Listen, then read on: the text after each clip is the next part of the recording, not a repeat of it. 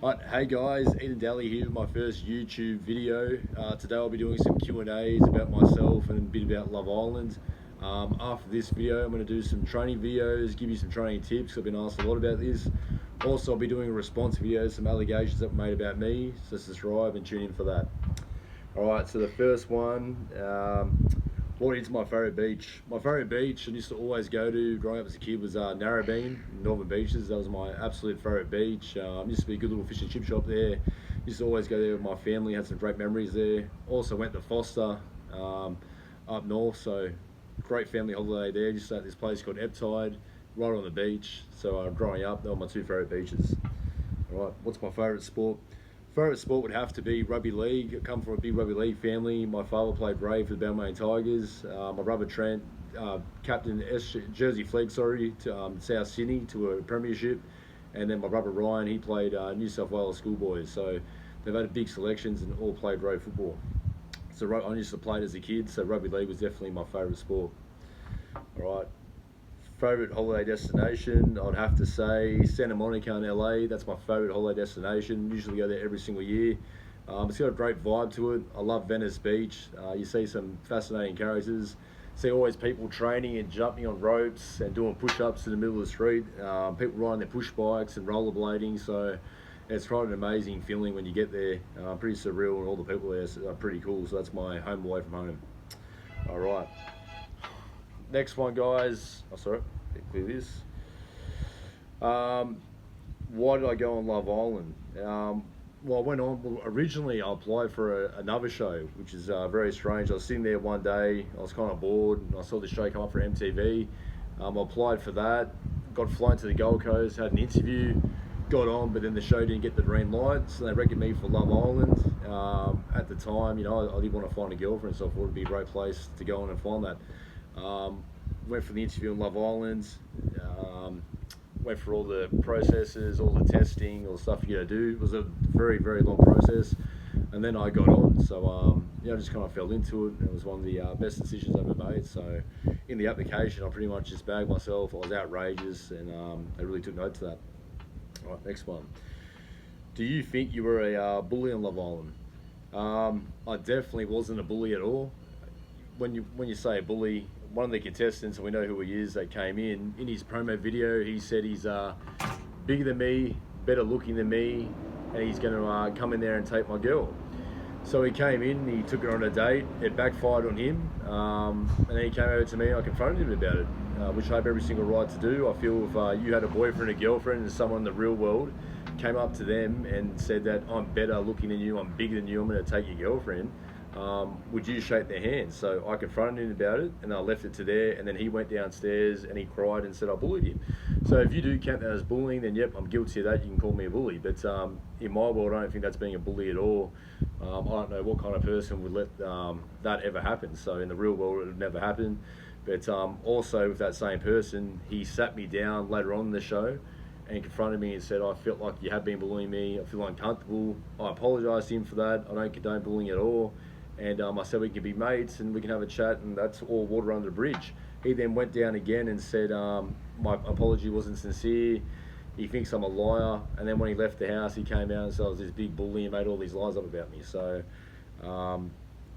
if you're going to come in there with all guns blazing and be a big show off and come in and say you're going to take someone's girl, back yourself up. And when it backfires, don't go downstairs and cry and play the bully card. I thought it was.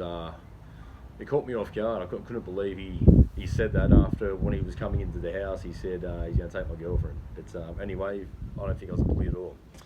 Next one. Do I regret being with Erin on Love Island? No, I don't regret being with Erin at all on Love Island. I had an amazing experience with her in the house at the time. So, I had great memories there. I'll never forget them. So, yeah, in that perspective, I definitely don't regret being with Erin. We came runners up, and we're on every single episode, and I got to enjoy 2 months in that villa. So it was a very pleasant experience, and one I'll never forget.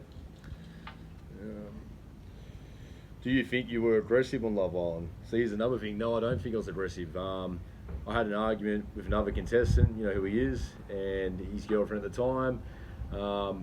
We both raised voices. I raised mine a little bit louder than others, but we grabbed shirts, had a push and shove, then afterwards we all apologised to each other and we made up. So, you know, you can't, if you're calling me aggressive on that one little scenario, like I wasn't aggressive throughout the whole show at all, but you're living in a house with people for 6 weeks, you're in each other's personal space, and I had to dump someone from the island, which was a tough decision for me. So, you know, emotions were high, a few things were said, and then everyone apologised, and then we moved on. So I wouldn't say I was aggressive, but I just wear my heart on my sleeve, and you know, I usually say it to people's faces, and you know, I feel it's worse going behind someone's back if you got a problem with them.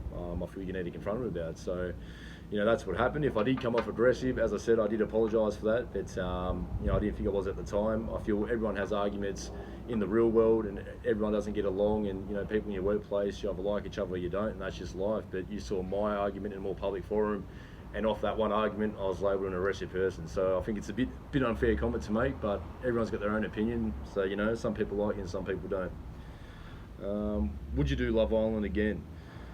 Yeah, I would do it again, actually. I enjoyed the experience. I loved it. So, yeah, if they wanted me as an intruder, I'd love to come in again. So, yeah, I'll definitely be open to the idea. Would you do any other shows? Yeah, I would. I enjoyed my experience. You know, I backed myself fully. So, you know, any other show that was out there, if you know, if it was a good fit for me and I liked it, then definitely I'd be open to any ideas. So, I'd 100% definitely do other shows. Right. Who was your favourite person in Love Island? I'd have to say the Villa cat. I used to love Frisky. It's just weird. That cat would always pop up at random times. I'd be sitting by the pool, that would walk on over, and it's just funny how that cat picked that villa. So it made it on TV. So I guess say Frisky was my favourite person in the villa. And what was one of your favourite things about Love Island? I'd have to say when we got the text to do challenges, because when you're in the house, it can be a little bit boring doing the same thing every single day. So when we got those texts and say, because we had no phones, so we had no idea what was going on in the outside world. So when we could go out and we got told, you know, what was happening and what articles were getting written about you, it was quite interesting and fascinating to know what was going on in the outside world. So when I went down there and did those challenges and you found out what was being said, it really stimulated your mind, which is something we definitely needed. And we'd sit down, we'd talk about it. And also when, you know, Sophie Monk would come in, I'd find that an exciting time because you just never knew what news she was coming in with. You didn't know if you're going home that day, and you didn't know if there was a new intruder coming in. So when Sophie came in, I actually got pretty excited about it. It was good entertainment for me. So I've got to say the challenges and when Sophie Monk came in were the best times.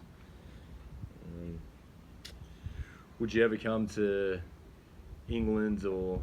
Yeah, I would. I'd love to come to London. My grandmother was English and my great-grandmother was from France, so I definitely would love to come and explore Europe. You know, even though I went to Spain, I couldn't really explore it afterwards, but definitely something there to tick off. Next one, did you have a gym in Love Island? I wouldn't call it a gym. It was pretty bad, actually. When I went on Love Island, I was 98 kilos, and when I came back, I lost 10 kilos. So, you know, we didn't eat that much. And the gym was just basically a barbell, a little bit of weights, but nothing too big. So we couldn't do any heavy lifting. You have to do high repetitions. But yeah, I'd say the gym was a big letdown. So yeah, as I said, lost 9 kilos coming off the show. But overall, fantastic experience. What's your advice to people that want to go on these shows? Look, if you want to go on a show like Love Island, I encourage you to do it. I think it's you really test yourself. Like I remember before we were taking off the plane, I was nearly not going to get on it, and then I said no. I decided that I'd regret it if I didn't, and I haven't looked back. So I enjoyed my time there, but I think I encourage everyone to do these kind of shows if you're going on for the right reasons. Don't think you just get famous and get all this money. It doesn't work like that. The only thing I'd advise, if you can't take criticism, then don't go on it, because you know you can see in every single show people say negative comments, they say some nasty things. It's easy to say these things over a phone or typing over a keyboard, but you do cop a lot of nasty comments. They're not very nice to read, but it's just how you take them. But you also cop a lot of positive comments too. You recognise some places that you go to. But yeah, you know, I think it's a pretty cool experience, and anyone that gets the opportunity to do it, I 100% encourage you to do it. So yeah, I'd go for it. Alright, that's me for today, guys. Just want to do a quick little video, but my next one will be about training, and I'll give you some tips. I'm going to run up a program too, so I want to do an 8-week challenge. Also coming up, I'll be doing a response video to some allegations made about me. You know, I think it's time to do this, and you know, subscribe for that one. But yeah, they'll be coming out in a few weeks. But it'll be a good video and interesting one. So stay tuned. Thanks, guys, and I'll see you again soon.